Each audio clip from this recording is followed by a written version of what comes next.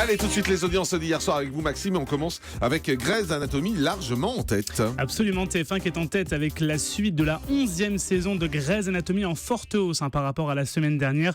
Il faut dire que l'épisode proposé est bien le tout dernier épisode du Docteur Mamour. 4 600 000 fidèles au rendez-vous et 20,1% de part d'audience. C'est d'ailleurs le record de la saison pour la série. Même moi j'ai regardé ça en fait. Oui, alors que j'avais abandonné la série depuis 3 ans, j'ai voulu regarder hier soir. Moi aussi j'ai pleuré d'ailleurs. Voilà. On a tous pleuré. C'est ça. Deuxième place pour France 2 avec le film. Docteur Mamour qui meurt quand même, c'est pas possible. Même si Alain Carazé nous l'a dit hier, on était quand même émus. C'est qui celui-là ? Ah non, mais on va pas vous raconter toute la série là. Elle a 12 ans la série. Alors si on commence du début.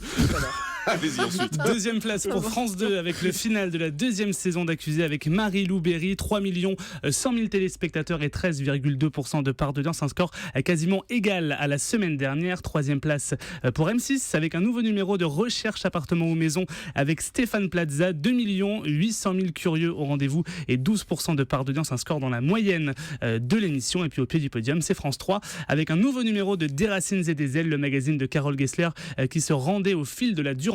2 600 000 voyageurs étaient au rendez-vous et 11,6% du public. Il est mort de quoi alors ? On peut pas vous le dire, mais non, les gens. C'est fini. Non, c'est qu'il est mort, mais s'il y a des gens qui n'ont pas vu, qui veulent le voir en replay, on va pas leur gâcher le suspense. Les audiences de la TNT. Eh bien, aucune chaîne dépasse le million. C'est France 5 qui est en tête avec le documentaire Les Mystères du passé, 756 000 téléspectateurs et 3,1% de part d'audience. Et la deuxième chaîne de la TNT, eh bien, c'est HD1 avec des rediffusions de RIS Police Scientifique, 668 000 téléspectateurs et 2,8% de part d'audience. Et donc HD1 qui bat donc toutes les autres chaînes de la TNT avec des rediffs. Les audiences de deuxième partie de soirée. Eh bien, France 2 proposait un nouveau numéro du talk show de Frédéric Lopez, Folie passagère, qui recevait entre autres Dominique Besnéard et Elsa Zilberstein. Là aussi un petit score, 605 000 téléspectateurs seulement et 5,7% du public. Et puis on regarde l'Access Prime Time et surtout on commence avec le chiffre qu'on attendait avec impatience, c'est celui de l'ouverture du Festival de Cannes hier. Et ça a un peu boosté l'Access de Canal+. Beaucoup même. Absolument.